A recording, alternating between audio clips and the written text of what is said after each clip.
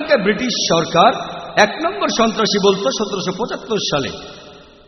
পরবর্তীতে তিনিই হলেন আমেরিকার প্রথম প্রেসিডেন্ট। চিন্তা করেন, ১ নম্বর সন্ত্রাসী তিনিই হলেন আমেরিকার প্রেসিডেন্ট। আর তিনি আমেরিকার সব প্রেসিডেন্টের গডফাদার, জর্জ বুশেরও। বুশ সম্পর্কে আমার মন্তব্যটা দেখবেন ভিডিও ক্যাসেট টেররিজম এন্ড জিহাদ, ইসলামিক দৃষ্টিকোণ থেকে। এরকম আরো অনেক উদাহরণ দেওয়া যায়। দক্ষিণ আফ্রিকায় কিছুদিন আগেও বর্ণবাদী শ্বেতাঙ্গ সরকার শাসন করত। এই শ্বেতাঙ্গ বর্ণবাদী সরকার বন্দী করেছিল নেলসন ম্যান্ডেলাকে। 25 বছর তাকে আটকে রাখা হয়েছিল। তারা বলতো এই লোক হলো 1 নম্বর সন্ত্রাসী। পরবর্তীতে দক্ষিণ আফ্রিকায় এই বর্ণবাদ সরকার ক্ষমতা হারালে নতুন সরকার গঠিত হলো। তারা ম্যান্ডেলাকে মুক্ত করে দিল। এরপরে তিনি পেলেন শান্তির জন্য নোবেল পুরস্কার। চিন্তা করেন, 1 নম্বর সন্ত্রাসী নোবেল প্রাইজ পেলেন শান্তির জন্য। এমন না আগে খারাপ ছিলেন পরে ভালো হয়েছেন, এমনও না আগে খুনি ছিলেন পরে ভালো হয়েছেন। সেই একই কাজের জন্য, যে জন্য তাকে সন্ত্রাসী বলা হয়েছে, সেই কারণেই শান্তিতে নোবেল পেলেন। এখন আমরা যেটা বুঝতে পারি, এটা হলো মিডিয়ার প্রতারণা। যখন যে ক্ষমতায় থাকে সে মানুষকে যে লেবেল লাগিয়ে দেয় সেটা গেঁথে যায়।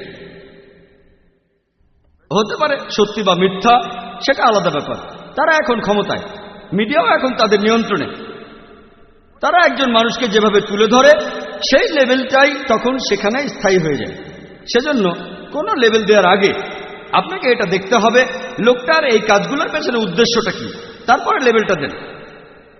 কোরআন পরিষ্কারভাবেই বলছে, সূরা মাইদার 32 নম্বর আয়াতে উল্লেখ করা হয়েছে, যদি কোনো মানুষ অন্য কোনো মানুষকে হত্যা করে, যদি সেটা নরহত্যা বা দুনিয়ার ধ্বংসাত্মক কাজের অপরাধে না হয়, তাহলে সে যেন পুরো মানুষ জাতিকেই হত্যা করল। বেশিরভাগ ধর্মই বলে নিরীহ মানুষকে হত্যা করা অন্যায়।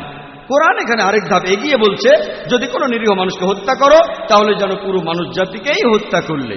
এখানেই শেষ না, এরপরে কোরআন আরো বলছে, যদি কেউ কোনো মানুষকে বাঁচায় তাহলে সে যেন পুরো মানুষ জাতিকেই বাঁচালো।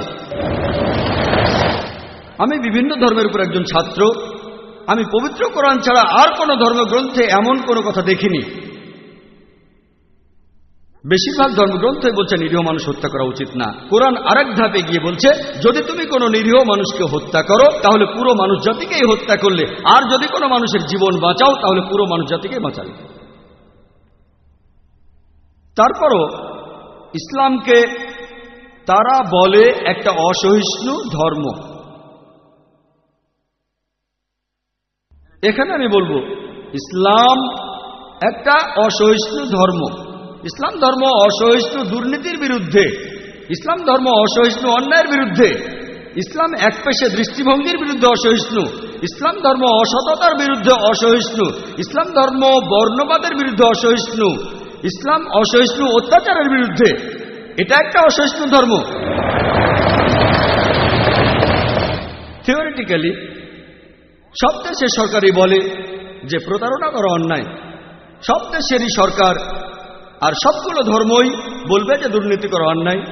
সব মানুষই বলবে একপেশে দৃষ্টিভঙ্গি অন্যায়, বর্ণবাদী আচরণ অন্যায়, কাউকে অত্যাচার করা অন্যায়। তবে এগুলো শুধু থিওরি। বেশিরভাগ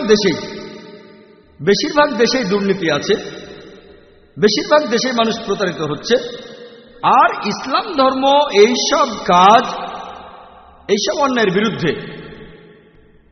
বিভিন্ন দেশেও এগুলো প্রতিরোধ করা হয়। মানছি যে ইসলাম একটা অসহিষ্ণু ধর্ম। ইসলাম ধর্ম সহ্য করতে পারে না সেই জিনিসগুলো যেগুলোর ব্যাপারে আল্লাহ জানেন যে এটা মানুষের জন্য ভালো না। আর এখন অনেকেই এভাবে ভাবে এটা সমাজের একটা অবিচ্ছেদ্য অংশ। তারা ভাবে যদি আমি এই কাজগুলো করি তাহলে আমি উন্নত। তাহলে ইসলাম সেই সব জিনিসের প্রতি অসহিষ্ণু যেগুলোর ব্যাপারে আল্লাহ জানেন সেগুলো মানুষের জন্য ভালো না, আর অনেকে ভাবে সেগুলো তাদের জন্য ভালো। ইসলাম অসহিষ্ণু অ্যালকোহলের বিরুদ্ধে, ইসলাম অসহিষ্ণু মাদকদ্রব্যের বিরুদ্ধে, অশ্লীলতার বিরুদ্ধে, পতিতাবৃত্তির বিরুদ্ধে, ব্যভিচারের বিরুদ্ধে, জিনা করার বিরুদ্ধে। ইসলাম একটা অসহিষ্ণু ধর্ম। ইসলাম ধর্ম অসহিষ্ণু সমাজের খারাপ জিনিসগুলোর বিরুদ্ধে। কারণ যদি এই জিনিসগুলোর বিরুদ্ধে অসহিষ্ণু থাকি, শুধুমাত্র তখনই আমরা মানবতার সমস্যাগুলোর সমাধান পাব। অনেকেই হয়তো এখানে বলবে, ও ইসলাম অসহিষ্ণু ধর্ম নয়, ইসলাম পাপের বিরুদ্ধে অসহিষ্ণু। যেগুলো ভালো ইসলাম সেগুলোর প্রতি সহিষ্ণু। ইসলাম ধর্ম কারো উপর জবরদস্তি করে না। আল্লাহ পবিত্র কোরআনে সূরা বাকারার 256 নম্বর আয়াতে বলেছেন, লা ইকরাহা ফিদ্দিন, দিন সম্পর্কে কোনো জবরদস্তি নাই। মানুষ আয়াতটার এটুকু বলে থেমে যায়, এখানে আয়াতটা শেষ হয়নি, আরো আছে। লা ইকরাহা ফিদ্দিন, দিন সম্পর্কে জবরদস্তি নাই। সত্য সুস্পষ্ট হচ্ছে মিথ্যা থেকে। আমরা সত্যটাকে তুলে ধরব। যদি আপনারা গ্রহণ করতে চান করেন, যদি গ্রহণ করতে না চান কোনো সমস্যা নেই। কেউ আপনাকে তরবারি বা বন্দুকের মুখে ইসলাম গ্রহণ করতে বাধ্য করতে পারবে না। এদিক দিয়ে দেখলে ইসলাম হলো সবচেয়ে সহিষ্ণু ধর্ম। যদি ভালো করে দেখেন, বেশিরভাগ ধর্মই বিভিন্ন ভালো কথা বলে। তাহলে অন্য ধর্মের সাথে ইসলামের পার্থক্যটা আসলে কোথায়? ইসলামের সাথে অন্যান্য ধর্মের পার্থক্যটা হচ্ছে যে ইসলাম ভালো কথা বলার পাশাপাশি আমাদের দেখিয়ে দেয় কিভাবে আমরা সেই ভালো অবস্থান অর্জন করব। যেমন ধরেন, বেশিরভাগ ধর্মই বলে চুরি করা উচিত না। হিন্দু ধর্ম বলে, খ্রিস্টান ধর্ম বলে, ইসলামও একই কথা বলে। তাহলে ইসলামের সাথে অন্যান্য ধর্মের পার্থক্যটা কোথায়? পার্থক্যটা হচ্ছে ইসলাম চুরি করতে নিষেধ করার পাশাপাশি আমাদের দেখিয়ে দেয় কিভাবে সেই অবস্থানে যাব যেখানে কেউ চুরি করবে না। ইসলামে জাকাত নামে একটা প্রথা আছে। ইসলাম ধর্মের একটা স্তম্ভ হলো জাকাত, যে প্রত্যেক ধনী লোক যার সঞ্চয়ের পরিমাণ তার নিসাবের স্তরের উপরে, অর্থাৎ 85 গ্রাম সোনার চাইতে বেশি, সেই লোক তখন তার সম্পত্তির মোট 2.5% প্রতি হিজরি সালে গরিব মানুষদের মাঝে দান করে দেবে। যদি প্রত্যেক ধনী মুসলিম দান করে, জাকাত দেয়, পৃথিবী থেকে দারিদ্র তাহলে বিলুপ্ত হয়ে যাবে। তখন পৃথিবীতে একটা মানুষও না খেয়ে মরবে না।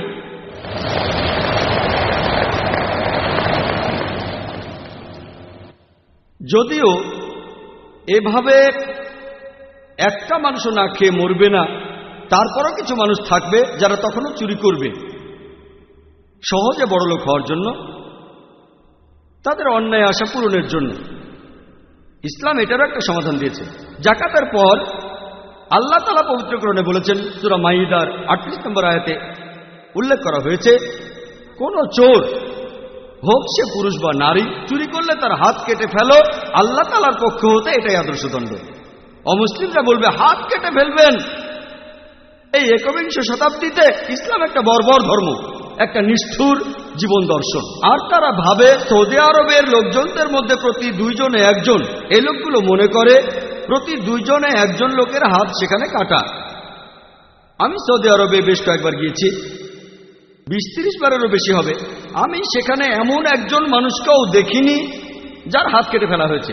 অবশ্য সেখানে কিছু লোক আছে যাদের হাত কেটে ফেলা হয়েছে, তবে আইনটা এত কঠিন যে কেউ চুরির আগে কয়েকবার চিন্তা করবে। এমন না যে সৌদি আরবের পুলিশ খুব বুদ্ধিমান, তারা খুব দক্ষ। আসলে আইনটাই খুব কঠিন। যখনই এই আইনটা প্রয়োগ করবেন তখনই রেজাল্ট পাবেন। আর যদি আইনটাকে সহজ করে দেন, সৌদি আরবের আইনটা যদি শিথিল হতো, তাহলে সৌদি আরবে চুরি চামারি শুরু হয়ে যেত। এখন আমেরিকার দিকে তাকান, পৃথিবীর মধ্যে সবচেয়ে উন্নত দেশ। এটা কি জানেন, আমেরিকাতে চুরি আর ডাকাতির ঘটনা খুব বেশি ঘটে। আপনাদের একটা প্রশ্ন করি, এখন যদি আমেরিকা ইসলামিক শরিয়া প্রয়োগ করা হয় যে প্রত্যেক ধনী লোক যার সঞ্চয়ের পরিমাণ 85 গ্রাম স্বর্ণের তুলনায় বেশি, সে তার অতিরিক্ত সম্পদের 2.5% জাকাত দেবে। তারপরে যদি কেউ চুরি করে তাহলে তার হাত কেটে ফেলা হবে। আপনাদের প্রশ্ন করি, তখন আমেরিকাতে চুরি আর ডাকাতির ঘটনা এটা কি বেড়ে যাবে, একই রকম থাকবে, নাকি কমে যাবে? এটা কমে যাবে। এটা একটা প্র্যাকটিক্যাল আইন। এখানে উত্তর দিতে আপনাদের কোনো কষ্ট হবে না, এটাই যুক্তির কথা। ইসলামিক শরিয়া প্রয়োগ করেন, তারপর রেজাল্টটা দেখেন। আর ইসলাম হলো মানবতার সমস্যার একমাত্র সমাধান। আমি আরেকটা উদাহরণ দিচ্ছি। বেশিরভাগ ধর্মেই বলা হয় যে মহিলাদের উত্ত্যক্ত করা উচিত না, মহিলাদের ধর্ষণ করা উচিত না। হিন্দু ধর্ম এই কথা বলছে, খ্রিস্টান ধর্ম বলছে, ইসলামও একই কথা বলছে। তাহলে অন্যান্য ধর্ম, সেগুলোর সাথে ইসলামের পার্থক্যটা কোথায়? পার্থক্য হচ্ছে ইসলাম বলার পাশাপাশি যে মহিলাদের উত্ত্যক্ত করবে না, তোমরা মহিলাদের ধর্ষণ করবে না, তারপর উপায় দেখিয়ে দিচ্ছে যে কিভাবে আমরা এমন একটা সমাজ গড়ব যেখানে কোনো মহিলাকে উত্ত্যক্ত বা ধর্ষণ করা হয় না। ইসলাম আমাদের বলেছে হিজাবের নিয়ম সম্পর্কে। বেশিরভাগ মানুষ তারা মহিলাদের হিজাব নিয়ে কথা বলে, তবে আল্লাহ তাআলা এই কোরআনে প্রথমে পুরুষের হিজাবের কথা বলেছেন, তারপর মহিলাদের হিজাব।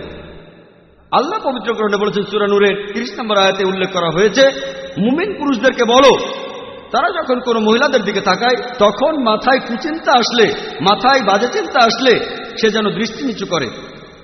এরকম একজন মুসলিম ছিল, একজন মুসলিম, সে একটা মেয়েকে অনেকক্ষণ ধরে দেখছিল। আমি বললাম, ভাই আপনি কি করছেন? ইসলামে তো এটার অনুমতি নেই। সে আমাকে বলল, আমাদের প্রিয় নবীজি বলেছেন যে প্রথম দৃষ্টিটা ক্ষমা করা হবে, দ্বিতীয়টা নিষিদ্ধ। আমি প্রথম দেখাটাই শেষ করিনি। প্রথমটা ক্ষমা করা হবে, দ্বিতীয়টা নিষিদ্ধ, এটা দিয়ে নবীজি কি বুঝিয়েছেন?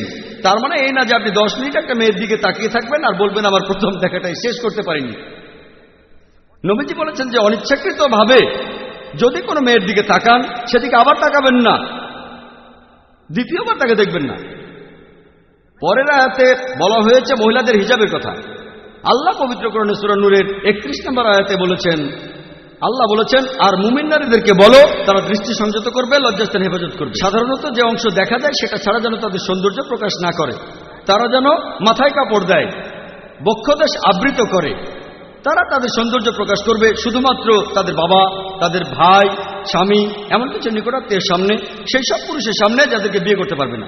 এক কথায় হিজাবের মোট 6টা নিয়ম আছে, পবিত্র কোরআনে বলা হয়েছে এবং নবীজি সাল্লাল্লাহু আলাইহি সাল্লামের হাদিসেও আছে। প্রথমটা হচ্ছে হিজাবের সীমা। পুরুষদের জন্য হিজাব নাভি থেকে হাঁটু পর্যন্ত, মহিলাদের ক্ষেত্রে পুরো শরীর ঢাকতে হবে। যে অংশ অনাবৃত থাকতে পারে সেটা মুখমণ্ডল আর কবজি পর্যন্ত হাত। বাকি 5টা নিয়ম পুরুষ আর মহিলাদের জন্য একই। দ্বিতীয়টা হচ্ছে তাদের পোশাক এমন আঁটোসাঁটো হবে না যাতে শরীরের গঠন বোঝা যায়। তৃতীয়, তারা যে পোশাক পরবে সেটা এমন স্বচ্ছ হবে না যাতে পোশাকের ভেতরে দেখা যায়। চতুর্থ, তাদের পোশাক এতটা আকর্ষণীয় হবে না যাতে বিপরীত লিঙ্গের আকর্ষণ হয়। পঞ্চম, পোশাক অবিশ্বাসীদের পোশাকের মতো হবে না। আর ষষ্ঠ, তাদের পোশাক বিপরীত লিঙ্গের পোশাকের মতো হবে না।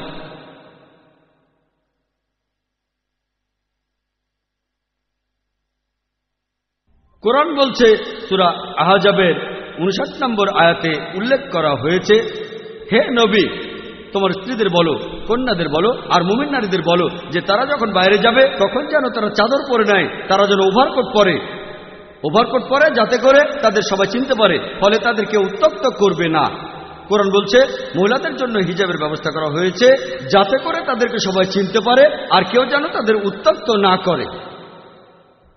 আমি আপনাদের একটা সহজ প্রশ্ন করি, যে ধরেন 2 জন বোন, তারা যমজ বোন, দুজনেই খুব সুন্দরী, দুজনে একই রকম সুন্দরী, আর তাদের একজন সে পশ্চিমাদের মতো পোশাক পরেছে, মিনিস্কার্ট আর শার্ট, আর তার যমজ বোন সে ইসলামিক হিজাব পরেছে, পুরো শরীর ঢাকা, শুধু মুখমণ্ডল আর কবজি পর্যন্ত হাত খোলা। ধরেন রাস্তা দিয়ে তারা হেঁটে যাচ্ছে, মনে করেন বোম্বেতে কোনো রাস্তা দিয়ে হেঁটে যাচ্ছে, অনেকেই তাদের খেয়াল করছে। ধরেন তারা বোম্বের কোনো রাস্তা দিয়ে হেঁটে যাচ্ছে, তখন সেই রাস্তার পাশে এক মাস্তান সেখানে শিকারের জন্য অপেক্ষা করছে, মেয়েদের উত্ত্যক্ত করার জন্য। আপনাদের প্রশ্ন করি, সে কোন মেয়েটাকে উত্ত্যক্ত করবে? সে কি মিনিস্কার্ট পরা সেই মেয়েটাকে উত্ত্যক্ত করবে, নাকি হিজাব পরা মেয়েটাকে উত্ত্যক্ত করবে? সে কাকে উত্ত্যক্ত করবে? মাস্তানটা উত্ত্যক্ত করবে মিনিস্কার্ট পরা মেয়েটাকে। কোরআন সেজন্য বলছে মহিলাদের জন্য হিজাবের ব্যবস্থা করা হয়েছে যাতে করে তারা বাইরে গেলে তাদের চিনতে পারে, যাতে করে কেউ তাদের উত্ত্যক্ত না করে। এরপরে ইসলামিক শরিয়া বলছে কোন পুরুষ কোন মহিলাকে ধর্ষণ করলে তাকে সর্বোচ্চ শাস্তি দেয়া হবে মৃত্যুদণ্ড। অনেক অমুসলিমই বলবে মৃত্যুদণ্ড? বর্তমানের বিজ্ঞান আর প্রযুক্তির যুগে এই একবিংশ শতাব্দীতে ইসলাম একটা বর্বর ধর্ম, এটা একটা নিষ্ঠুর জীবন দর্শন। কিন্তু যদি তাদের প্রশ্ন করেন, আমি একটা প্রশ্ন করেছি প্রায় 2000 অমুসলিমকে, যে আল্লাহ না করুক ধরেন কেউ ধর্ষণ করলো আপনার মাকে বা ধর্ষণ করলো আপনার বোনকে, আর ধরেন সেখানে আপনি বিচারক এবং সেই ধর্ষককে আপনার সামনে আনা হলো, ওই ধর্ষককে আপনি কি শাস্তি দেবেন? বিশ্বাস করেন 100% সেই অমুসলিমদের সবাই বলেছে আমি মৃত্যুদণ্ড দেব। অনেকে আমাকে বলেছে তাকে খুব যন্ত্রণা দিয়ে হত্যা করব। সেখানে একজন খুব স্মার্ট লোক অন্যরকম বলেছিল। সে আমাকে বলেছিল, ভাই জাকির, আমি তাকে দেব 5 বছরের কারাদণ্ড। বললাম ভালো। তারপর বললাম যে আমেরিকার পরিসংখ্যান অনুযায়ী সেই সব লোকগুলো ধর্ষণের দায়ে যাদের সাজা হয়েছে আর যারা কারাদণ্ড ভোগ করেছে তারা বের হয়ে আসলে 95% আবার ধর্ষণ করে। যদি চান আপনার মা আবার ধর্ষিত হোক, সেটা আপনার ব্যাপার, আমরা মুসলিমরা এটা চাই না। সে তখন বলল, এরকম যদি হয় তাহলে তো প্রথমেই মৃত্যুদণ্ড দেব।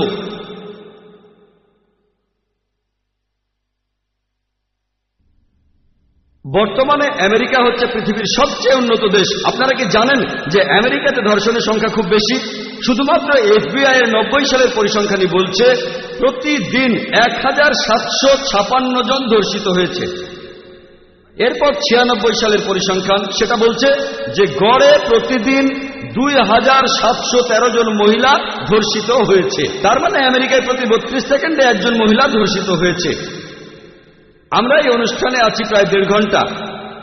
আমেরিকায় হয়তো শখানেক মহিলা ধর্ষিত হয়ে গেছে যতক্ষণ আমরা এখানে আছি। আপনাদের একটা প্রশ্ন করি, যদি আমরা আমেরিকায় ইসলামিক শরিয়া প্রয়োগ করি, যদি কোনো পুরুষ কোনো মহিলার দিকে তাকায়, তার মনে কোনো খারাপ চিন্তা আসলে সে দৃষ্টি নিচু করবে। এরপরে প্রত্যেক মহিলা তারা খুব ভদ্রভাবে থাকবে, পুরো শরীর ঢাকা, শুধু মুখ আর হাতের কবজি খোলা থাকবে। তারপরেও কোনো পুরুষ ধর্ষণ করলে সে সর্বোচ্চ শাস্তি পাবে, মৃত্যুদণ্ড। আমি আপনাদের প্রশ্ন করি, আমেরিকাতে মহিলা ধর্ষণের হার সেটা কি বাড়বে নাকি একই রকম থাকবে না কমে যাবে? এটা কমে যাবে। সহজ প্রশ্ন, সহজ উত্তর। এগুলো জানতে বিশেষজ্ঞ হওয়া লাগবে না। শরিয়া প্রয়োগ করেন, তাহলে ফলাফল পাবেন। তবে যেহেতু সমাধানটা দিচ্ছে ইসলাম, তাই তারা হজম করতে পারে না। এই কয়েক বছর আগে ইন্ডিয়ার স্বরাষ্ট্রমন্ত্রী LK আদবানি তিনি পার্লামেন্টে বলেছিলেন, প্রস্তাব করেছিলেন যে ইন্ডিয়াতেও একজন ধর্ষকের শাস্তি হওয়া উচিত, মৃত্যুদণ্ড। আর আমি সেজন্য তাকে অভিনন্দন জানাই। আমি হয়তো তার অনেক কথাই মানি না, তবে এই বক্তব্যটার কথা বললে আমি তার সঙ্গে একমত যে ধর্ষকের শাস্তি মৃত্যুদণ্ড। হয়তো এর পরের স্বরাষ্ট্রমন্ত্রী বলবেন যে ইন্ডিয়াতে প্রত্যেক মহিলা তারা সবাই হিজাব পরবে, ইনশাআল্লাহ। যদি চান যে ইন্ডিয়াতে কোনো মহিলা ধর্ষিত হবে না, পৃথিবীর যে কোনো জায়গায়, সেটা হোক আমেরিকা বা ইংল্যান্ড, ইসলামিক শরিয়া প্রয়োগ করেন, আপনি এর ফলাফল পাবেন তাড়াতাড়ি। এই কারণে পৃথিবীতে সবচেয়ে কম ধর্ষণের ঘটনা ঘটে যে দেশটাতে, সেটা সৌদি আরব। যে দেশ ইসলামিক শরিয়া প্রয়োগ করবে, তারা যে অংশটা প্রয়োগ করবে তখন তার ফলাফল পাবে, আর যে অংশটা প্রয়োগ করবে না তার ফলাফল পাবে না। তারা আরো বলে যে ইসলাম হলো এমন একটা ধর্ম যেটা মহিলাদের উপর অত্যাচার করে, মহিলাদের সম্মান করে না। বিস্তারিত উত্তরটা জানার জন্য আপনারা আবার ভিডিও ক্যাসেট দেখতে পারেন, ইসলামে নারীর অধিকার। এখানে সময় কম, তাই বিস্তারিত বলবো না। তবে যদি আপনারা ভালো করে দেখেন যে পশ্চিমা সমাজ মহিলাদের সম্মান দেওয়ার নামে তারা আসলে তাদের অসম্মান করছে। তারা মহিলাদের নাকি উঁচু আসন বসিয়েছে, কিন্তু আসলে এই ছদ্মবেশে মহিলাদের সম্মান ধুলোয় মিশাচ্ছে, তাদের প্রতারিত করছে, তাদের শরীরের উপর অত্যাচার করছে।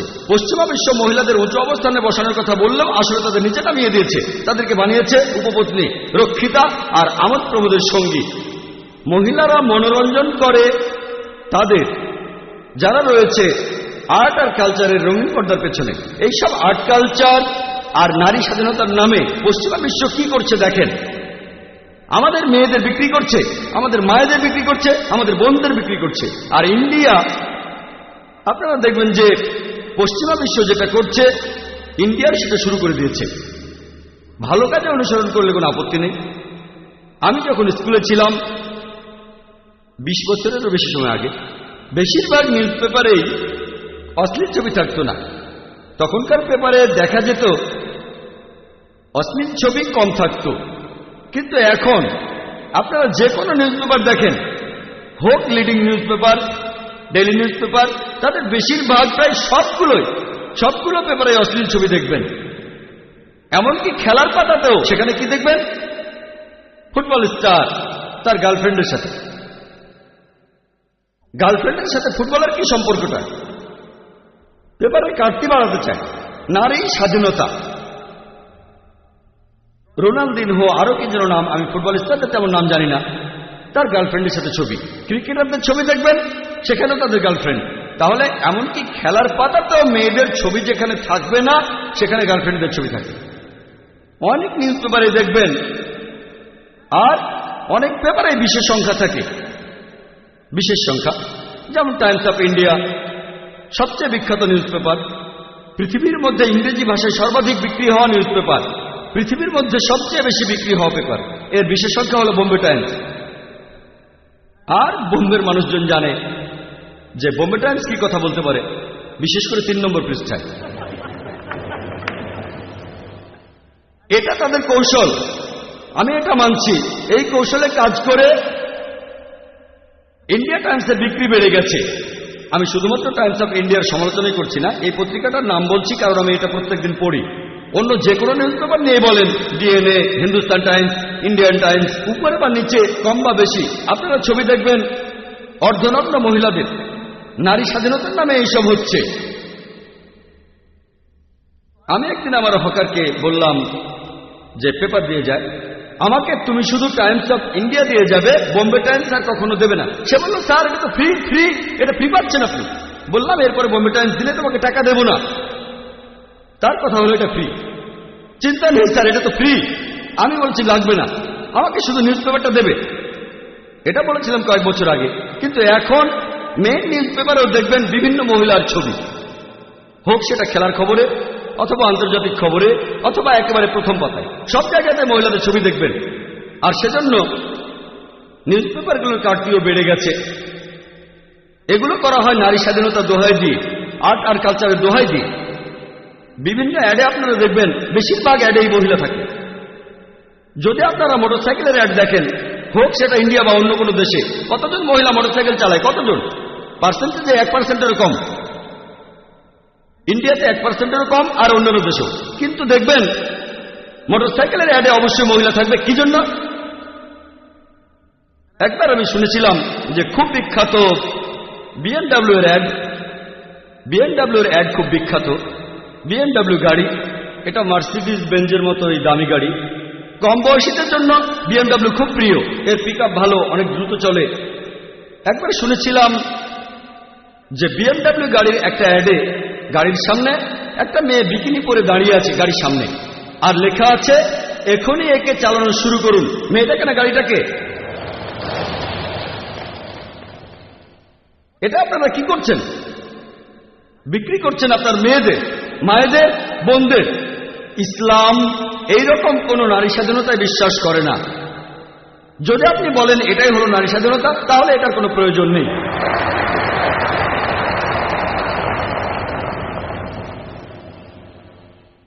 আমাদের বোনদের ভালোবাসি, মায়েদের ভালোবাসি, স্ত্রীদেরকে ভালোবাসি, ভালোবাসি, শ্রদ্ধা করি, তাদেরকে রক্ষা করতে চাই। আমরা তাদের সমান অধিকার দেই। ইসলাম ধর্মে নারীর অধিকার সম্পর্কে বিস্তারিত জানতে চাইলে আমার ভিডিও ক্যাসেট দেখতে পারেন, ইসলাম ধর্মে নারীর অধিকার।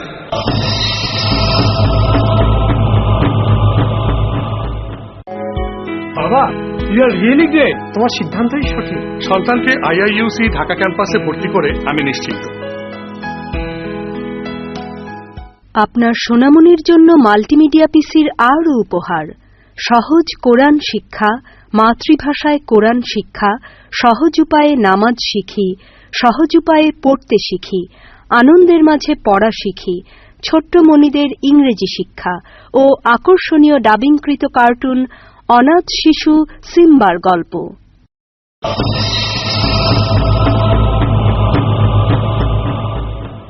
আমার লেকচার শেষ করার আগে আরেকটা ভুল ধারণা নিয়ে ব্যাখ্যা করব যে ইসলাম নাকি তরবারি দিয়ে ছড়ানো হয়েছে। অনুবাদ করলে হবে শান্তি ছড়ানো হয়েছে তরবারি দিয়ে, ছড়িয়েছে তরবারির মাধ্যমে। আপনারা হয়তো দেখেছেন আমাদের এখানে প্যানেলের এক্সিবিশনে কমন ভুল ধারণাগুলো নিয়ে বলেছি। কমন কিছু ভুল ধারণা, যেমন পৃথিবী নাকি সমতল, বর্গক্ষেত্র আর ত্রিভুজ সমান। 2 যোগ 2 সমান 5, ইসলামিক সন্ত্রাস এগুলো একই। আমাদের পৃথিবী সমতল নয়, কমন একটা ভুল ধারণা। 2 আর 2 যোগ করলে 5 হয় না। একইভাবে ইসলাম আর সন্ত্রাস দুটো একে অন্যের বিপরীত। তবে অনেকের মধ্যে এই ভুল ধারণা আছে, আর এ ব্যাপারে সুন্দর একটা জবাব দিয়েছেন ডিলেসি ওলেরি, খুব বিখ্যাত ঐতিহাসিক। তার বই ইসলাম অ্যাট দ্য ক্রস রোড, সে বইতে তিনি বলেছেন যে ইতিহাসে এটা খুব স্পষ্ট যে মুসলিমরা তরবারি হাতে নিয়ে পৃথিবীর বুকে দাপিয়ে বেড়াচ্ছে, সবাইকে জোর করে মুসলিম বানাচ্ছে। এটা ইতিহাসের সবচাইতে বড় আষাঢ়ে গল্প, যেটা ঐতিহাসিকরা বারবার বলেছেন। এটা সবচাইতে বড় আষাঢ়ে গল্প, যেটা ঐতিহাসিকরা বারবার বলেছেন। ইতিহাস ঘাটলে দেখবেন যে মুসলিমরা, আমরা স্পেনে 800 বছর শাসন করেছি, সেখানে কাউকে জোর করে মুসলিম বানায়নি, এমনকি সেখানে ইসলাম ধর্মটা প্রচারও করিনি। কিছুদিন পরে ক্রুসেডাররা আসলো আর মুসলিমদের তাড়িয়ে দিল। সেখানে একজন মুসলিমও ছিল না যে জনসম্মুখে আজান দিতে পারে। যদি চাইতাম তাহলে সেখানে তরবারির জোরে সবাইকে মুসলিম বানাতে পারতাম, কিন্তু করিনি। মুসলিমরা আমরা আরব বিভিন্ন দেশগুলোকে শাসন করেছি গত 1400 বছর ধরে। মাঝে কিছুদিন ব্রিটিশরা আর ফ্রেঞ্চরা শাসন করেছে, তবে সব মিলিয়ে আমরা মুসলিমরা আরব বিশ্ব শাসন করেছি গত 1400 বছর। বর্তমানে আরব বিশ্বে আপনারা প্রায় 1.5 কোটি আরব দেখবেন যারা কপ্টিক খ্রিস্টান। কপ্টিক খ্রিস্টান মানে বংশ পরম্পরায় খ্রিস্টান। আরব বিশ্বের এই 1.5 কোটি কপ্টিক খ্রিস্টান, তারাই শাহাদা দিচ্ছে, তারাই সাক্ষ্য দিচ্ছে যে ইসলাম ধর্মকে তরবারির মাধ্যমে ছড়ানো হয়নি। মুসলিমরা আমরা এই ইন্ডিয়ায় শাসন করেছি গত 1000 বছর মোগলরা। যদি আমরা চাইতাম তাহলে জোর করে প্রত্যেক ইন্ডিয়ানকে তরবারির মাধ্যমে মুসলিম বানাতে পারতাম, কিন্তু আমরা সেটা করিনি। বর্তমানে ইন্ডিয়ার জনসংখ্যার 80%-এরও বেশি তারা অমুসলিম। এই 80% অমুসলিম ইন্ডিয়ান তারাই শাহাদা দিচ্ছে, তারাই সাক্ষ্য দিচ্ছে যে ইসলাম তরবারির মাধ্যমে ছড়ানো হয়নি। পৃথিবীর যে দেশে মুসলিম সবচাইতে বেশি সেটা ইন্দোনেশিয়া। ইন্দোনেশিয়াতে কোন আর্মি গিয়েছিল? মালয়েশিয়াতে কোন আর্মি গিয়েছিল যে দেশের অর্ধেকের বেশি মানুষ মুসলিম? আফ্রিকার পূর্ব উপকূলে কোন আর্মি গিয়েছিল? কোন তরবারি? এটা হলো বুদ্ধির তরবারি।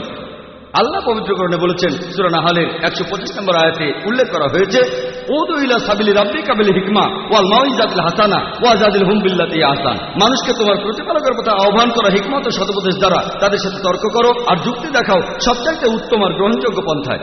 এই তরবারি হলো বুদ্ধির তরবারি, যেটা মানুষের মন জয় করে। লোহা আর ইস্পাতের তৈরি তরবারি না। এই তরবারি হলো বিচার বুদ্ধি ও সঠিক ধারণা, যার মাধ্যমে মানুষের মন জিতে নেওয়া যায়। প্লেন ট্রুথ ম্যাগাজিনে ছাপা হওয়া একটি আর্টিকেল অনুযায়ী, যেটা পরে 1986 সালের রিডার্স ডাইজেস্ট এয়ারবুকে আবার ছাপা হয়েছিল, সেখানে পৃথিবীর বিভিন্ন প্রধান ধর্মের অনুসারীদের সংখ্যা বাড়ার ব্যাপারে বলা হয়েছে 50 বছর সময়ের মধ্যে, 1934 থেকে 84 সালের মধ্যে। সেখানে 1 নম্বর ধর্ম সবচেয়ে বেশি বেড়েছে, সেটা ইসলাম 235%, খ্রিস্টান ধর্ম মাত্র 47%। আপনাদের প্রশ্ন করি, এই 50 বছর মধ্যে কোন যুদ্ধটা হয়েছে? এই 1934 সাল থেকে 84 সালের মধ্যে, যেটার কারণে লক্ষ লক্ষ মানুষ মুসলিম হয়েছে। কোন যুদ্ধ? কোন তরবারি? এটা হলো বুদ্ধির তরবারি, যুক্তির তরবারি। বর্তমানে পরিসংখ্যান আমাদের বলছে সবচেয়ে বেশি প্রসার যে ধর্মের আমেরিকায় বা ইংল্যান্ডে, সেটা ইসলাম। ইউরোপে সবচেয়ে বেশি প্রসার যে ধর্মের, সেটা ইসলাম। আপনাদের প্রশ্ন করি, এই আমেরিকানদের ইসলাম গ্রহণে কে বাধ্য করেছে? ইউরোপিয়ানদেরকে ইসলাম গ্রহণে বাধ্য করেছে। আর মিডিয়া প্রায় বলে যে ইসলাম মহিলাদের উপর অত্যাচার করে। আপনারা কি জানেন পৃথিবীতে যেসব মানুষ ইসলাম গ্রহণ করেছে তাদের প্রায় 2/3, 65%-এরও বেশি তারা মহিলা। আমেরিকায় যারা মুসলিম হচ্ছে তাদের 65%-এরও বেশি হচ্ছে মহিলা। ইউরোপে যারা মুসলিম হচ্ছে তাদের 65%-এর বেশি হচ্ছে মহিলা। আমি আপনাদের একটা প্রশ্ন করি, যদি ইসলাম মহিলাদের উপর অত্যাচার করে, তাহলে এই আমেরিকান মহিলারা কেন ইসলাম গ্রহণ করছে? ইউরোপিয়ান মহিলারা কেন ইসলাম গ্রহণ করছে? ইন্ডিয়ান মহিলারা কেন ইসলাম গ্রহণ করছে? কেন? কারণ ইসলামে নারী জাতির বিভিন্ন সমস্যার সমাধানগুলো আছে। তারা তো সব দেখেছে, তারা সবকিছুই দেখেছে আর বুঝেছে যে শুধুমাত্র ইসলামেই নারী জাতির বিভিন্ন সমস্যার সমাধানগুলো আছে। তারপরও আপনারা দেখবেন একথা আমি আগেও বলেছি যে ইসলামের বিরুদ্ধে অনেক মিথ্যা খবর প্রচার করা হয়, আর মিডিয়ায় আপনারা দেখবেন যে তারা মিথ্যে খবর প্রচার করছে। তবে এটা যত বাড়ছে, আপনারা 9/11-এর পরে দেখবেন এটা আরো অনেক বেশি বেড়ে গেছে। ইসলামের বিরুদ্ধে বই, মিথ্যা খবর প্রচার করা, ভুল ধারণাগুলো প্রচার করা বেড়ে গেছে। কিন্তু আল্লাহ তাআলা পবিত্র কোরআনে সূরা ইমরানের 54 নম্বর আয়াতে উল্লেখ করেছেন যে মাকারু ওয়া মাকার আল্লাহ ওয়াল্লাহু খায়রুল মাকিরিন, যে তারা চক্রান্ত করেছিল, আল্লাহ কৌশল করেছিলেন, নিশ্চয়ই আল্লাহ কৌশলীদের শ্রেষ্ঠ। 9/11-এর পরে ইসলামের বিরুদ্ধে তাদের মিথ্যা প্রচারগুলো বেড়েছে। তবে দেখবেন 9/11-এর পরে ইসলামের অনুসারীর সংখ্যাও বেড়েছে। মাত্র 10 মাস সময়ের মধ্যে এটা হয়েছে। শুধুমাত্র আমেরিকাতেই 9/11-এর পরে 34,000-এরও বেশি আমেরিকান ইসলাম গ্রহণ করেছে। শুধুমাত্র ইউরোপেই 22,000-এরও বেশি ইউরোপিয়ান ইসলাম গ্রহণ করেছে 9/11-এর পরে। আর আমি মাঝে মধ্যেই পৃথিবীর বিভিন্ন দেশে যাই, যেমন আমেরিকায়। আমি দেখেছি যে 9/11-এর পরে যেখানে আমি লেকচার দিই সেখানে অনেক আমেরিকান লেকচার শুনতে আসে, অনেক ইউরোপিয়ান আমার লেকচার শুনতে আসে। এটা তো ভালো, তারা জানার জন্য আসে এই ইসলাম ধর্মটা আসলে কি। কেউ আক্রমণ করতে আসে, কেউ জানার জন্য আসে। আমরা সবাইকে স্বাগত জানাই, আমাদের এখানে সবাইকে স্বাগতম। তাদেরও পছন্দ করি, যারা যুক্তি দিয়ে আক্রমণ করে তাদের পছন্দ করি। আমি জানি যে হযরত ওমর রাদিয়াল্লাহু আনহু তিনি প্রথমে ইসলামের ঘোর শত্রু ছিলেন। নবীজি তার হেদায়েতের জন্য আল্লাহর কাছে দোয়া করলেন, তখন সে হলো ইসলামের এক বিশ্বস্ত সমর্থক। সেজন্য তরুণ মুসলিমরা যখন এভাবে বলে যে বুশের মৃত্যু হোক, আমি বলি এটা বলবেন না, বলেন আল্লাহ যেন জর্জ বুশকে হেদায়েত করেন। আপনারা দেখবেন যে তারা ইসলামকে যত বেশি আক্রমণ করছে, ইসলাম ততই ছড়িয়ে পড়ছে। দেখেন 9/11-এর পরে এমনকি আমার লেকচারও বেশি মানুষ আসছে। বোম্বে তো আপনারা এমন দেখবেন অমুসলিমরা এখানে আসছে। আগে এইভাবে সুযোগ দিতাম, যে চাই সে প্রশ্ন করতে পারবে, কিন্তু গত কয়েক বছরে আমার লেকচারে অমুসলিমদের সুযোগ আগে। মুসলিমরা অভিযোগ করে যে তারা চান্স পান না। আর আজকে ইনশাআল্লাহ প্রথম প্রশ্ন করবেন কোন অমুসলিম, ইনশাআল্লাহ। আল্লাহ প্রতিশ্রুতি দিয়েছেন পবিত্র কোরআনে 3 জায়গায় এটা বলা হয়েছে। সূরা তাওবার 33 নম্বর আয়াতে উল্লেখ করা হয়েছে, সূরা ফাতির 28 নম্বর আয়াতে উল্লেখ করা হয়েছে, এছাড়াও সূরা সাফের 9 নম্বর আয়াতে উল্লেখ করা হয়েছে। হুয়াল্লাযী আরসালা রাসূলাহু বিল হুদা ওয়া দিনিল হক লিইয়ুযহিরু আলা দ্বীনি কুল্লি। আল্লাহ পাঠিয়েছেন তার রাসূলকে হিদায়াত এবং সত্যের দিন সহ, যাতে করে ইসলাম থাকে অন্য সব জীবন দর্শনের উপরে, অন্য সব রকম মতবাদের উপরে। তবে যদিও মুসলিমরা এটা অপছন্দ করে, ওয়া কাফা বিল্লাহি শাহিদা, আর সাক্ষী হিসাবে আল্লাহ যথেষ্ট।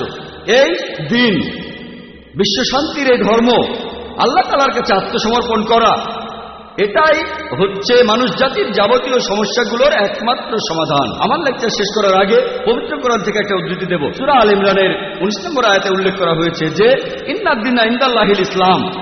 আল্লাহ তাআলা তার সর্বশেষ আসমানি কিতাবে বলেছেন যে ইন্নাদ-দীনা ইনদাল্লাহিল ইসলাম, একমাত্র সেই জীবন দর্শন, একমাত্র সেই ধর্ম যেটা আল্লাহ সুবহানাহু ওয়া তাআলার কাছে গ্রহণযোগ্য, সেটা হলো আল্লাহর কাছে আত্মসমর্পণ করে শান্তি অর্জন করা। ওয়া আখিরু দাওয়ানা আলহামদুলিল্লাহি রাব্বিল আলামিন। এখন শুরু হচ্ছে উন্মুক্ত প্রশ্নোত্তর পর্ব। অনুষ্ঠানের প্রথম প্রশ্ন করা হবে মহিলাদের মধ্য থেকে। মহিলারাই প্রথম প্রশ্ন করার সুযোগ পাবেন। প্রশ্ন করার সময় আপনারা দয়া করে আপনাদের নাম ও পেশা বলবেন, যাতে করে ডক্টর জাকির ভালোভাবে আপনাদের প্রশ্নের উত্তর দিতে পারেন। হ্যাঁ বোন। আমি মিসেস ভাবনা আনসারি। আমি আগে কিছু কথা বলবো, এগুলো প্রথমে একটু মনোযোগ দিয়ে শুনবেন। আমার জন্ম হয়েছে একটি জৈন পরিবারে, বড় হয়েছি হিন্দু পরিবেশে, পড়াশোনা করেছি খ্রিস্টান প্রতিষ্ঠানে, আর বিয়ে করেছি একজন মুসলিমকে। আমি ইন্ডিয়ার বিবাহ আইন অনুযায়ী বিয়ে করেছিলাম, আর আমি ইসলাম ধর্ম গ্রহণ করার জন্য প্রস্তুত আছি। গভীর আগ্রহে অপেক্ষা করছি ইসলামকে যেন আমার হৃদয়ে ধারণ করতে পারি। আজ এখানে আপনার লেকচারে শুনলাম আপনি যা কিছু বললেন ইসলাম ধর্ম সম্পর্কে, যা বললেন সেজন্য আপনাকে অনেক ধন্যবাদ। আমি অনেক কিছু জেনেছি, অনেকটা পুনর্জন্ম বা রিবর্ন। তবে আপনি সেসব কথা বললেন, আর ইসলামও যেগুলো বলছে মাফ করবেন, আমি দেখি যে মুসলিমদের বেশিরভাগই এগুলো মেনে চলে না, তারা আমাকে আকৃষ্ট করছে না। আপনি কি কোনো সমাধান দিতে পারবেন? কারণ আপনি যখন ইসলামের মৌলবাদ নিয়ে বললেন সেটা পজিটিভ, যখন অসহিষ্ণুতা নিয়ে বললেন সেটাও পজিটিভ, কিন্তু বাস্তবে এমনটা দেখি না। এ ব্যাপারে কি কিছু বলবেন? বোন খুব সুন্দর প্রশ্ন করেছেন। আর প্রথমে আমি আপনাকে অভিনন্দন জানাই, আপনাকে স্বাগত জানাই। আপনি বললেন রিবর্ন। ইসলাম ধর্মের সঠিক শব্দটা হলো রিবার্থ। আমাদের নবীজি মুহাম্মদ সাল্লাল্লাহু আলাইহি সাল্লাম বলেছেন, প্রত্যেক শিশু দিনুল ফিতর নিয়ে জন্মায়। সে জন্মায় মুসলিম হয়ে। মুসলিম মানে যে নিজের ইচ্ছাকে আল্লাহর কাছে সমর্পণ করে। প্রত্যেক শিশুই যখন সে জন্মগ্রহণ করে সে আল্লাহর কাছে নিজেকে সমর্পণ করে। এরপরে নবীজি বলেছেন তাকে প্রভাবিত করে বাবা মা, গুরুজনেরা, তার শিক্ষকেরা। তারপর সে হয়ে যায় অগ্নি উপাসক, ভুল পথে চলে যায়। তাই কেউ একজন যদি ফিরে আসে তার পুরনো ধর্ম বিশ্বাসে দ্বীনুল ফিতরে, এখন সঠিক শব্দটা কনভার্ট না বা বিবর্ণ না, এটা হবে রিভার্ট। তাই আপনাকে এই শান্তির ধর্মে ফিরে আসার জন্য অভিনন্দন, যাতে আল্লাহর কাছে নিজেকে সমর্পণ করতে পারেন। এবারে প্রশ্নটা নিয়ে বলি। আমার লেকচার শুনেছেন, তার কিছু পয়েন্টে আপনি একমত, আপনি ইসলাম সম্পর্কে পড়েছেন। তবে এখানে আপনার আপত্তিটা হলো যে মুসলিম বা আপনার মতে বেশিরভাগ মুসলিম তারা ইসলামের শিক্ষা মেনে চলছে না। এখানে সমাধানটা কি? বোন, আমি আপনার সাথে একমত। এ ব্যাপারে আমি একমত যে অনেকেই এগুলো মানে না। তবে পরিসংখ্যান বলছে যে ধর্মের অনুসারীর সংখ্যা সবচেয়ে বেশি জনসংখ্যার দিক থেকে, আপনারা মাথা গোনেন, ধর্মের অনুসারীদের সংখ্যার দিক থেকে প্রথম অবস্থানে আছে খ্রিস্টান ধর্ম, প্রায় 200 কোটি মানুষ। ইসলাম 130 কোটি থেকে 40 কোটির মতো। তবে যদি দেখেন কতজন তাদের ধর্মটা পালন করে, বেশিরভাগ হচ্ছে ইসলাম 1 নম্বর, সবচেয়ে বেশি। তবে আমি আপনাদের সাথে একমত যে জনসংখ্যার দিক থেকে, কারণ প্রায় 130 কোটি মুসলিম, এখানে যদি পার্সেন্টেজ করেন সেটাও হবে কয়েক লক্ষ। এই মুসলিমরা তাদের ধর্ম পালন করে না। সেজন্য বোন, ইসলামকে বুঝতে চাইলে মুসলিমদের দেখবেন না, প্লিজ। আমি সবসময় বলি, কোন ধর্মকে বুঝতে চাইলে তার অনুসারীদের দেখলে হবে না, দেখতে হবে ধর্মগ্রন্থগুলো। প্লিজ আমাকে দেখবেন না, আপনার আশেপাশের মুসলিমদের দেখবেন না। আপনাদের একটা গাড়ি আর ড্রাইভারের উদাহরণ দিয়েছিলাম আমি। একটা গাড়ি কত ভালো সেটা জানার জন্য এমন একজন লোককে গাড়িতে বসালেন যে গাড়ি চালাতে জানে না, তারপর সে গাড়িটা নিয়ে অ্যাক্সিডেন্ট করলো। দোষ দেবেন কাকে? গাড়িকে না ড্রাইভারকে? ড্রাইভারকে দোষ দেবেন। তাই প্লিজ মুসলিমদের কাজ দেখে ইসলামকে বিচার করবেন না। সেজন্য এই লেকচারটা হচ্ছে সবার জন্য, মুসলিম অমুসলিম সবার জন্য। যেসব মুসলিম দিশেহারা, আমরা তাদের সত্যের মুখোমুখি দাঁড় করাচ্ছি। কারণ হয়তো তারা নামেই মুসলিম, আমরা চাই তারা ধর্মের নিয়ম পালন করুক। একই সাথে ইসলাম ধর্মের বাণী আমরা অমুসলিমদের কাছে প্রচার করছি, যাতে তারা এই ধর্মটাকে বুঝতে পারে। তারপর ধরেন আপনি জন্মেছেন, হতে পারে জৈন পরিবারে, আপনার চারপাশে অনেক মুসলিম ছিল, বিয়ে করেছেন মুসলিমকে। হয়তো আজকে আমার লেকচার শোনার পর, ইসলাম সম্পর্কে জানার পর আপনি এই বিশ্বাসে ফিরে আসবেন। আপনি আরো বললেন যে আপনার ক্ষেত্রে তখন শুধু নাম রাখার জন্য আপনার নামের পরে আনসারি লিখেছেন, কিন্তু এখন আপনি এই বিশ্বাসে ফিরে এসেছেন। সেজন্য অভিনন্দন জানাই। আর প্লিজ বোন, যদি কোনো মুসলিমকে দেখে ইসলামকে বুঝতে চান, সেরা দৃষ্টান্ত হচ্ছে আমাদের নবীজি মুহাম্মদ সাল্লাল্লাহু আলাইহি সাল্লাম। এই পবিত্র কোরআন আর নবীজির কথাগুলো এখানে মানবজাতির সব সমস্যার সমাধান। মুসলিমদের দেখবেন না, কিছু মুসলিম ধর্ম পালন করে আর কিছু মুসলিম ধর্ম পালন করে না। তাই দেখবেন এই পবিত্র কোরআন বুঝে পড়েন, মেনে চলেন, ইনশাল্লাহ আপনি ইহকালে শান্তিতে থাকবেন আর পরকালেও শান্তি পাবেন। ইনশাআল্লাহ। আপনাকে অনেক ধন্যবাদ। বোন, আপনাকে অনেক ধন্যবাদ। হ্যাঁ ভাই। স্যার, আমার নাম প্রফেসর শেঠি। আমি পেশা একজন ইঞ্জিনিয়ার। এছাড়া আমি শিক্ষকতাও করে থাকি। আল্লাহর রহমতে অঙ্কে আমার মাথা খুব ভালো। প্রথমেই আমি আপনার জ্ঞানের প্রশংসা করছি। প্রার্থনা করি আল্লাহ যেন আপনাকে দীর্ঘায়ু করেন। আর এখানকার সব মুসলিমকে ধন্যবাদ জানাই আমাকে প্রশ্ন করার সুযোগ দেওয়ার জন্য। স্যার, আমি ভগবদ গীতা পড়েছি, আমি রামায়ণ পড়েছি। যেহেতু আমি হিন্দু, আমি মাঝে মধ্যে মন্দিরেও যাই। তবে আমার ভগ্নিপতি একজন মুসলিম, তার কোরআনটা নিয়ে আমি 2 বার পড়েছি। এখানে দেখলাম যে আপনারা কোরআনের কথাগুলো মেনে চলছেন। আমি নামাজের দোয়াগুলো অনুবাদ করেছি। দয়াময় পরম দয়ালু আল্লাহর নামে শুরু করছি, যিনি এই বিশ্বের সৃষ্টিকর্তা ও রক্ষাকর্তা, কর্মফল দিবসের মালিক। আমি এভাবেই 10 বার, 15 বার, 20 বার পড়ি। তখন আমি সময়ের কথা না ভেবে ঈশ্বরের প্রার্থনা করি, আর এটা আমার খুব ভাল লাগে। আমার আয়ের উৎসটা নিয়ে আমার একটা প্রশ্ন আছে। যেহেতু আমি অঙ্কে ভালো, তাই স্টক মার্কেটে নিয়েও অ্যানালাইসিস করি। এখনো মার্কেটও খুব ভালো বুঝি, ফিউচার অ্যান্ড অপশন। আমি জানি না মানুষ স্টক মার্কেট কতটা বোঝে।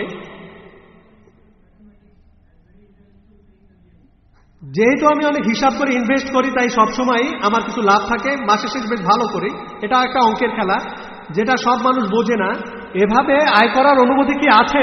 গত 3 বছর এটা নিয়ে ভাবছি। আমি চাইলে স্টক মার্কেটে অনেক টাকা আয় করতে পারি, তবে আমি হারাম আয় চাই না। এটা নিষিদ্ধ হলে আমি আর কখনো এটা করব না। তাহলে আমি শুধুমাত্র শিক্ষকতাই করে যাব। আলহামদুলিল্লাহ।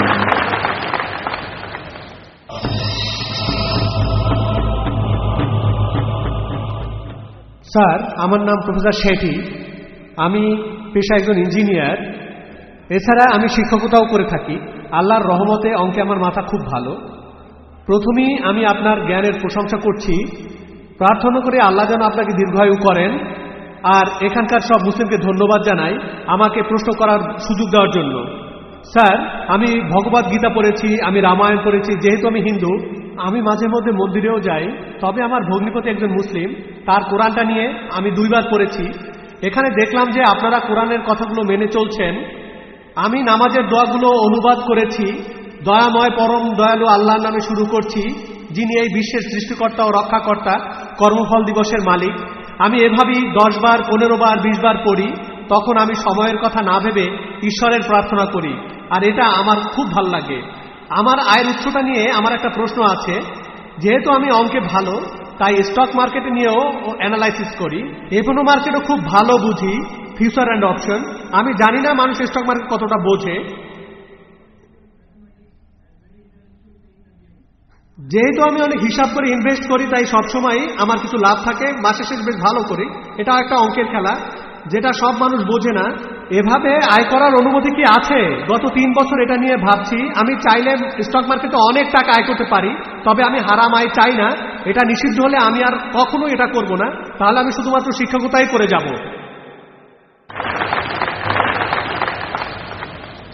ভাই, খুব সুন্দর প্রশ্ন করেছেন। এটাও ভালো লেগেছে যে উনি ভগবদ গীতা, রামায়ণ এসব পড়ার পর 2 বার পবিত্র কোরআন পড়েছেন। এর কথাগুলো মানেন। ওনার ভগ্নিপতি একজন মুসলিম, আর উনি হচ্ছেন অঙ্কে খুব ভালো। আমিও এক সময় অঙ্কে খুব ভালো ছিলাম। স্কুলে থাকার সময় ক্লাস 1 থেকে ক্লাস 9-10 পর্যন্ত ভালো নম্বর পেয়েছি। কথা বলি স্যার, আপনার মতো কাউকে আমি দেখিনি। আর আল্লাহ যদি চান, আমিও আপনার মতো একদিন হব। ঈশ্বর যদি চান, যদি আল্লাহ চান, তাহলে আমি একদিন আপনার মতোই হব। ইনশাআল্লাহ, ইনশাআল্লাহ। প্রথমে প্রশ্নের উত্তর দেই, ইনশাআল্লাহ তারপরে এই সম্পর্কে কথা বলবো। আমাকে প্রশ্ন করলেন যে আপনি স্টক মার্কেটে ব্যবসা করেন, সেখানে বিভিন্ন হিসাব নিকাশ করা হয়, আর আপনি এই গাণিতিক বিশ্লেষণে এতটাই ভালো যে প্রতি মাসেই আপনার কিছু লাভ থাকে। আপনার প্রশ্নটা কি হালাল না হারাম? স্টক মার্কেটের কথা যদি বলতে হয়, স্টক মার্কেট এটা হারাম না, হারাম না। আপনি যে স্টক নিয়ে ব্যবসা করছেন সেটা ইসলাম ধর্মের নিয়ম অনুযায়ী হতে হবে। ইসলাম ধর্মে যেটা হারাম সেটা হচ্ছে রিবা, অর্থাৎ সুদ।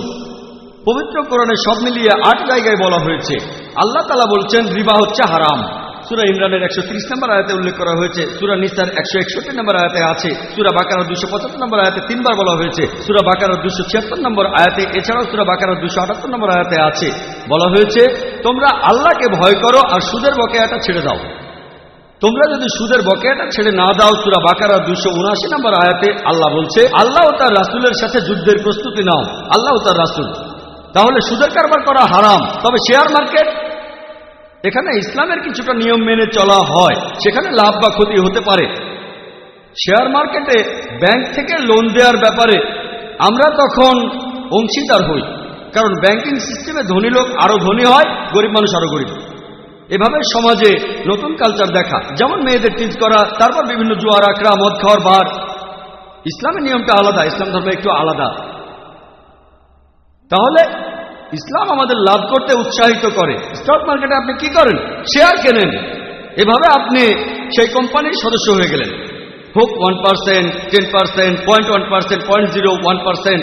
তাহলে ব্যবসায় লাভ বা ক্ষতি ইসলামে এটার অনুমতি আছে। তাই আপনি যদি শেয়ারের ব্যবসা করেন আর সেই ব্যবসা যদি ইসলামিক শরিয়ার নিয়মগুলো মেনে করেন, যদি আপনি এমন কোন কোম্পানির শেয়ার না কেনেন যারা অ্যালকোহল বিক্রি করে, যারা সুদের কারবার করে, ফাইন্যান্সিয়াল কোম্পানি হতে পারে, ব্যাংক অথবা কোনো ফাইন্যান্সিয়াল লিজিং কোম্পানি, যেসব কোম্পানি অশ্লীল ছবি বানায় বা পর্নোগ্রাফি, সমাজের জন্য এসব ক্ষতিকর জিনিস। কোনো কোম্পানি যদি এসবে ইনভেস্ট করে, আপনি তেমন কোনো জায়গায় যাবেন না। অ্যালকোহলিজম বা ড্রাগস বা ফার্মাসিউটিক্যালস কোম্পানিগুলো ঠিক আছে। ড্রাগস মানে কোকেন, ব্রাউন সুগার, অথবা নেকেড সিনেমা বানায় তেমন ফিল্ম কোম্পানি। আপনি যদি এমন কোন কোম্পানি শেয়ার কেনেন, এটা হারাম। দ্বিতীয়ত, আপনি যদি অনুমান করে থাকেন যে এটা জুয়া খেলা, আপনি তো স্টক মার্কেটে আছেন, লোকে শেয়ার কেনে, 2 সপ্তাহ পরে সেগুলো আবার বেচে দেয়, হয়তো আগে থেকে জানে অথবা অন্য কোনো কারণে। আর ইসলামে জুয়া খেলা হচ্ছে হারাম। তাহলে আপনি যদি স্টক মার্কেটে ইনভেস্ট করতে চান, কোনো সমস্যা নেই, সেখানে ব্যবসা করেন। এভাবে স্টক মার্কেটে আপনি ব্যবসা করতে পারেন। আর স্যার আপনি আমার প্রশ্ন থেকে দূরে সরে গেছেন। ফিউচার আর অপশন নিয়ে বলছিলাম। এটা আমি বলছি আপনি 10 টাকা দিয়ে 100 টাকার শেয়ার কিনলেন, তারপর সেটা বছরের পর বছর রেখে দিলেন। বলছি, আমি সামগ্রিকভাবেই বলছি, একটা পয়েন্ট না। ধন্যবাদ, আপনাকে ডিস্টার্ব করার জন্য দুঃখিত। এবারে ফিউচার অপশন নিয়ে বলছি, যে আপনি কিছু শেয়ার কিনে ভবিষ্যতের জন্য রেখে দিলেন, এরপরে সেই শেয়ার থেকে কিছুটা রেখে বেচে দিলেন। আমি জানি আপনি বেচতে পারেন, কিছু অংশ রাখতেও পারেন, তারপর আবার কিছু শেয়ার কিনতে পারেন, সেটাও বেচতে পারেন। আমি এটা জানি। আমি হয়তো আপনার মতো এক্সপার্ট না, তবে এ নিয়ে বলতে পারব। ভবিষ্যতের কথা যদি বলেন, এটার অনুমতি নেই, এটা হারাম।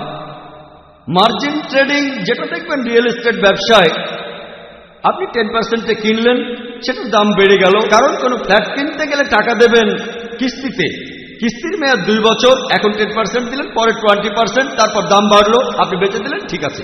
শেয়ারের ক্ষেত্রে এমনটা হয় না, স্টকের ক্ষেত্রে এমনটা হয় না। এক্ষেত্রে জিনিসটা আপনার হাতে নেই, আপনি আংশিক টাকা দিয়েছেন, তারপর অন্য কেউ আপনার পেছনে আসলো, এটা যদি পড়ে যায়, তাই হেজ ফান্ড থাকে, হেজিং জানেন, হেজ ফান্ড থাকে। ইসলামে এইসব জিনিসের অনুমতি নেই।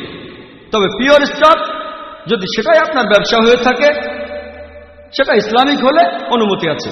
আর এই কারণেই শীঘ্রই ইনশাল্লাহ আর মাত্র কয়েক মাসের মধ্যে ইনশাল্লাহ আমরা ইন্ডিয়ায় একটা ইসলামিক ইনভেস্টমেন্ট ফান্ড চালু করব ইনশাল্লাহ।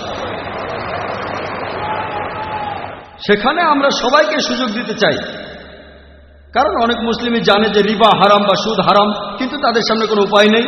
অনেকেই শেয়ারের ব্যবসা করে, কিন্তু জানে না এটা হালাল না হারাম। তারপর তারা ব্যাংকের শেয়ার কেনে, অন্যান্য হারাম শেয়ার কেনে, যেমন মিডিয়া, ফিল্ম ইন্ডাস্ট্রি ইত্যাদি। প্রধানত এদেরকে পথ দেখানোর জন্য ইনশাল্লাহ তাদের হালাল আয় করার সুযোগ দিতে চাই। আর সে সময় ইনশাল্লাহ আপনার জ্ঞান কাজে লাগলে আমরা আপনার পরামর্শও নেব ইনশাল্লাহ। তাহলে আমরা আমাদের জ্ঞানকে ভালো কাজে লাগাবো। এরপর আপনি আরো বলেছেন, শেয়ারের ব্যবসা করে আপনি অনেক টাকা জমিয়েছেন, এটার অনুমতি না থাকলে আপনি বাদ দেবেন। এভাবে যে টাকা জমিয়েছেন, এটা যদি অনুমোদিত না হয়, আপনি বাদ দেবেন। এখানে আসল কথা হলো আমরা শান্তি চাই ইহকালে আর আখিরাতে। পরকালের যে শান্তি, সেটা দীর্ঘস্থায়ী শান্তি। তাহলে যদি হালাল উপার্জন করেন ইনশাল্লাহ আপনি ইহকালেও ভালো থাকতে পারবেন, পরকালেও থাকবেন। আমি আল্লাহর কাছে দোয়া করছি যেন শান্তি ও সাফল্য পান এই পৃথিবীতে, এছাড়া পরকালেও শান্তি পান। আশা করি উত্তরটা পেয়েছেন। ধন্যবাদ, ধন্যবাদ। আমাকে সময় দেওয়ার জন্য অনেক ধন্যবাদ। আমি আপনার সব কথাগুলো মেনে চলবো। হ্যাঁ ভাই। আমার নাম অভিষেক। আমি 14 বছর বয়সে বাসায় ঝগড়াঝাটি করে পালিয়ে গিয়েছিলাম। সৌদি আরবের এক লোক আমাকে তখন কেরালায় নিয়ে যায়। তার কাছে ইসলাম সম্পর্কে জেনেছি। 2 বছর আগে আমি ইসলাম ধর্ম গ্রহণ করেছি। আমি এখন সব দর্শক শ্রোতার সামনে সাক্ষ্য দিচ্ছি, আশহাদু আল্লা ইলাহা ইল্লাল্লাহ আশহাদু আন্না মুহাম্মাদান আবদুহু ওয়া রাসূলুহু।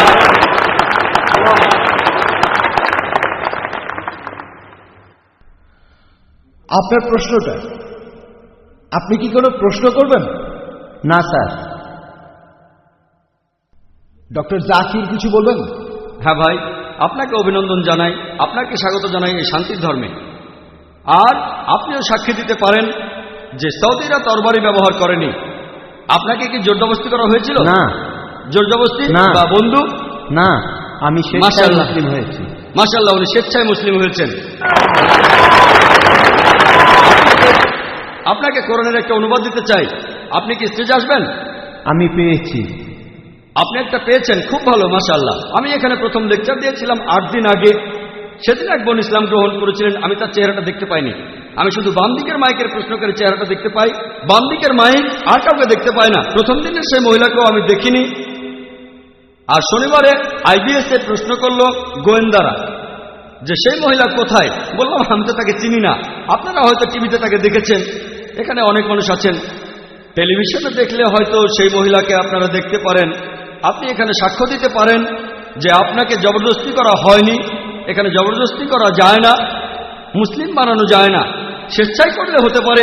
আমাদের এই দেশ, আমাদের এই ইন্ডিয়া, পৃথিবীতে এমন দেশ খুব কমই আছে যে দেশের সংবিধানে লেখা আছে যে ইন্ডিয়ার প্রত্যেক নাগরিকেরই তার ধর্ম প্রচার ও পালন করার ন্যায্য অধিকার আছে। এটা গণতান্ত্রিক দেশ। এজন্য আমি গর্বিত, কারণ এই দেশে মানুষ তার নিজের ধর্ম পালন ও প্রচারের অধিকার রাখে। জবরদস্তি করে কোনো ধর্ম গ্রহণে বাধ্য করা এটা নিষিদ্ধ। ইন্ডিয়ার সরকারের আইন অনুযায়ী এটা নিষিদ্ধ, আর ইসলাম অনুযায়ী এটা নিষিদ্ধ। জবরদস্তি করে কাউকে ইসলাম গ্রহণ করানো যাবে না।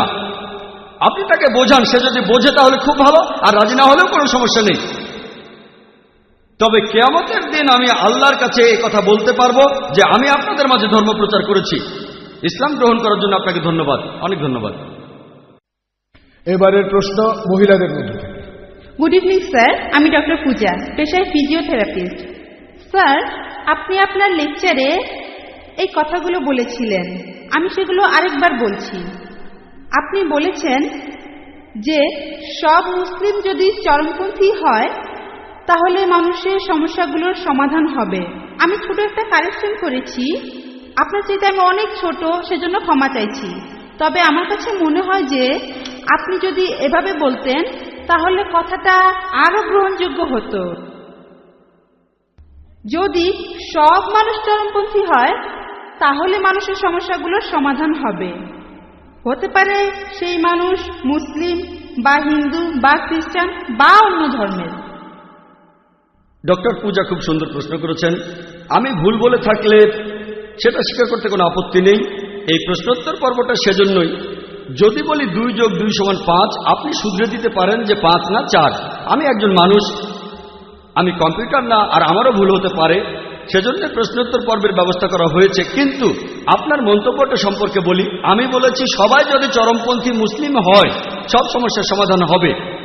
আপনি সেটা শুধরে দিয়ে বললেন যে আমি যদি এখানে বলতাম যে সব মানুষ যদি চরমপন্থী হয় সব সমস্যার সমাধান হবে, চরমপন্থী হবে কোন ক্ষেত্রে? যেভাবে আপনি বলেছেন, যেভাবে আপনি যেমনটা বলেছেন, চরম পরোপকারী, চরম দয়ালু। আমার লেকচারটা শুনে থাকেন, আমি বলেছি যে চরমপন্থী মুসলিম সেই হতে পারে যে চরম দয়ালু, চরম ক্ষমাশীল, চরম পরোপকারী, চরমভাবে সৎ, চরম ন্যায়বান। একজন ডাকাতও তো চরমপন্থী হতে পারে, যে ডাকাতি করে। ধর্ষকও চরমপন্থী হতে পারে। যদি বলি সবাই চরমপন্থী হলে সমাধান, তাহলে সেই ধর্ষক খুশি হবে। সে তো একজন চরমপন্থী ধর্ষক, তাই না? অথবা একজন চরমপন্থী সন্ত্রাসী, এটা অন্য অর্থে। অপরাধীদের সন্ত্রস্ত করার কথা এখানে বলছি না, নিরীহ মানুষকে সন্ত্রস্ত করার কথা বলছি, কারণ সাধারণত সন্ত্রাসী বলতে বোঝানো হয় যারা নিরীহ মানুষকে সন্ত্রস্ত করে। এদিক থেকে কোনো মুসলিমেরই সন্ত্রাসী হওয়া উচিত না। বোন, আমি যদি পুরো ব্যাপারটা অনুবাদ করি তাহলে আপনি ভালোভাবে বুঝতে পারবেন। আমি যেটা বলেছিলাম, প্রত্যেক মানুষ যদি চরমপন্থী মুসলিম হয়, অর্থাৎ যদি প্রত্যেক মানুষ একেবারে চরমভাবে শান্তিকামী হয়, আল্লাহর কাছে আত্মসমর্পণ করে, তাহলে মানুষের সব সমস্যার সমাধান হবে। যেহেতু আরবি শব্দটা ব্যবহার করেছি, এটা আবার অনেকে হজম করতে পারে না। আপনার কথা বলছি না বোন, আমি মিডিয়ার কথা বলছি। ইসলাম অথবা মুসলিম, এই কথাগুলো তারা হজম করতে পারে না, তাই আমি কথাগুলো অন্যভাবে বলছি যাতে করে অমুসলিমরাও এটা বুঝতে পারে। যদি প্রত্যেক মানুষ একেবারে চরমভাবে শান্তিকামী হয়, আল্লাহর কাছে নিজের ইচ্ছাকে সমর্পণ করে, মানুষের সব সমস্যার সমাধান হবে। হোক সেই মানুষ মুসলিম, হিন্দু বা খ্রিস্টান। এরপরে যদি বলেন হোক সে হিন্দু, মুসলিম, খ্রিস্টান, ধর্ষক, ডাকাত, তাহলে কোনো কাজ হবে না বোন। কারণ মুসলিম মানে যে আল্লাহর কাছে আত্মসমর্পণ করে, তাকে মুসলিম হতেই হবে। হিন্দু কেউ আল্লাহর কাছে আত্মসমর্পণ করলে খুব ভালো। হবে না? না না না, বোন আমাকে বলতে দেন, পরের প্রশ্ন পরে করেন, তখন উত্তর দেব। ঠিক আছে। আপনি ঠিকই বলেছেন। হিন্দু শব্দটার মানে কি জানেন আপনি? হিন্দু হলো একটা ভৌগোলিক অবস্থান। হিন্দু মানে সেই মানুষগুলো যারা থাকে ইন্ডিয়ায়। এভাবে বললে আমিও একজন হিন্দু বোন, আমিও একজন হিন্দু মুসলিম, ভৌগোলিক অবস্থানের দিক থেকে। তবে এই হিন্দু শব্দটা প্রথম ব্যবহার করেছে আরবরা যখন তারা ইন্ডিয়া এসেছিল। যখন সৌদি আরবে গিয়েছিলাম তারা বলে হিন্দিয়া, হিন্দিয়া, হিন্দু। এটা জানেন, হিন্দু বলতে ভৌগোলিক অবস্থানকে বোঝানো হয়, কিন্তু এখন শব্দটাকে ভুল অর্থে প্রয়োগ করা হয় একটা ধর্মকে বোঝানোর জন্য। স্বামী বিবেকানন্দের কথা অনুযায়ী তিনি বলেছেন, এই ধর্মের অনুসারীদের বলা উচিত বেদান্তবাদী, কারণ তারা বেদের কথা মেনে চলে। হিন্দু শব্দটা একটা মিসনোমার। বিশেষজ্ঞদের জিজ্ঞেস করেন, আপনি বললেন একজন হিন্দু কি মুসলিম হতে পারে? ভৌগোলিক অবস্থান বললে আমি একজন হিন্দু, আমি ইন্ডিয়াতে বাস করি, আল্লাহর কাছে আত্মসমর্পণ করেছি, আমি একজন শান্তিকামী মানুষ। তবে প্রত্যেক মানুষ, এক মিনিট বোন, এক মিনিট, আমেরিকানরাও ভালো মানুষ হতে পারে, ইংরেজরাও ভালো মানুষ হতে পারে। যদি বলি পৃথিবীর সব মানুষ ইন্ডিয়ায় থাকবে, সেটা এখানে সম্ভব হচ্ছে না, তাহলে সবাই হিন্দু হতে পারছে না। বোন, আগে উত্তরটা শেষ করতে দেন। আপনি প্রশ্ন করেছেন, আমি সেটার উত্তর দিচ্ছি। আপনি প্রশ্ন করেছেন, আমি উত্তর দিচ্ছি। আপনি আরেকটা চান্স পাবেন, সমস্যা নেই বোন, অবশ্যই। তবে আগে শেষ করতে দেন। আপনি যে শব্দটা বলেছেন সেটার অর্থ আপনার জানা উচিত। যদি পৃথিবীর সবাই ইন্ডিয়ায় থাকে, ইন্ডিয়ার সরকার সমস্যায় পড়ে যাবে। তারা বলে হাম দো হামারে দো, এককে বাদ আবি নেই, দোকে বাদ কাবি নেই। ফ্যামিলি প্ল্যানিং এর কথা বলে, আমরা দুইজন সন্তান, দুইজন, হাম দো হামারে দো, এককে বাদ আবি নেই, দোকে বাদ কাবি নেই। এক সন্তানের পরে একটু বিরতি, দ্বিতীয় সন্তানের পরে আর কোনো সন্তান নেবেন না। ফ্যামিলি প্ল্যানিং এই সম্পর্কে বলেছি কোরআন এন্ড মডার্ন সায়েন্সে। তাই বোন, আপনি যে শব্দটা বলেছেন সেটার অর্থ না জানলে আপনি ভুল বুঝতে পারেন। আপনি যদি একজন হিন্দু হন, ঈশ্বরের কাছে আত্মসমর্পণ করেন, এরপর যদি বেদ মেনে চলেন, আমার লেকচার যদি দেখে থাকেন ইসলাম ধর্ম আর হিন্দুইজমের মধ্যে সাদৃশ্য নিয়ে, বেদ বলছে তোমরা এক ঈশ্বরকে বিশ্বাস করবে। যদি বেদের কথা মানেন, উপনিষদে উল্লেখ আছে, ছান্দোগ্য উপনিষদ 6 নম্বর অধ্যায়ের 2 অনুচ্ছেদের 1 নম্বর পরিচ্ছেদে বলা হয়েছে যে এক কাম এবি দ্বিতীয়াম, ঈশ্বর কেবলমাত্র একজন, দ্বিতীয় কেউ নেই। বেদে উল্লেখ করা হয়েছে, যজুর্বেদের 32 নম্বর অধ্যায়ের 3 অনুচ্ছেদে আছে, নাতাস্তি প্রতিমা আস্তি, মহান সৃষ্টিকর্তার কোনো প্রতিমা নেই। প্রতিমা মানে ছবি, মূর্তি, ভাস্কর্য, ফটোগ্রাফ। বেদের কথা অনুযায়ী মহান সৃষ্টিকর্তার কোনো ছবি নেই, কোনো ফটোগ্রাফ নেই, কোনো ভাস্কর্য নেই, কোনো মূর্তি নেই। যদি এমন হিন্দু হয়ে থাকেন, বেদে উল্লেখ আছে যে আরেকজন অবতার পৃথিবীতে আসবেন, সর্বশেষ রাসূল, তার নাম হবে মুহাম্মদ সাল্লাল্লাহু আলাইহি সাল্লাম। এই কথা বলা হয়েছে কল্কি অবতারে 2 নম্বর অধ্যায়ের 5 অনুচ্ছেদে, 7 অনুচ্ছেদে, 9 অনুচ্ছেদে, 11 অনুচ্ছেদে, 15 অনুচ্ছেদে, যে এই কল্কি অবতার জন্মগ্রহণ করবে শান্তি নামের একটি শহরে, অর্থাৎ মক্কা। তার বাবার নাম হবে বিষ্ণু ইয়াস, অর্থাৎ সৃষ্টিকর্তার ভৃত্য, আরবিতে আব্দুল্লাহ। আর নবীজির বাবার নামও ছিল আব্দুল্লাহ। তার মায়ের নাম হবে সুমতি, অর্থাৎ শান্তিপ্রিয়, প্রশান্ত। আরবিতে বললে হবে আমিনা। আর আমাদের নবীজির মায়ের নাম ছিল আমিনা। সে জন্মাবে মাধব মাসের 12 দিনে। নবীজি 12 রবিউল আউয়ালে জন্মেছিলেন। তার 4 জন সঙ্গী থাকবে, ইনারা হলেন খুলাফায়ে রাশিদিন। আমি এভাবে আরো বলে যেতে পারি। আমি এখানে সংক্ষেপে হিন্দুইজম আর ইসলামের সাদৃশ্যগুলো বললাম। আমি আপনাকে যেটা বলবো, আসলে এটা মেনে নেই। অন্তত একটা বই ঈশ্বর পাঠিয়েছেন। হিন্দুরা বলবে যে বেদ হচ্ছে ঈশ্বরের বাণী, খ্রিস্টানরা বলবে বাইবেল ঈশ্বরের বাণী, মুসলিমরা বলবে কোরআন ঈশ্বরের বাণী। ধর্মগ্রন্থগুলোতে যে কথাগুলো এক, আসুন সেই সাদৃশ্যগুলো দেখি। তাআলা ইলা কালিমাতিন সাওয়াইন বাইনানা ওয়া বাইনাকুম, এসো সেই কথা যাহা তোমাদেরও আমাদের মধ্যে এক। এখন যেখানে সাদৃশ্য নেই সেটা নিয়ে এখন লড়াই করব না, পরে কোনো একদিন করব। হ্যাঁ,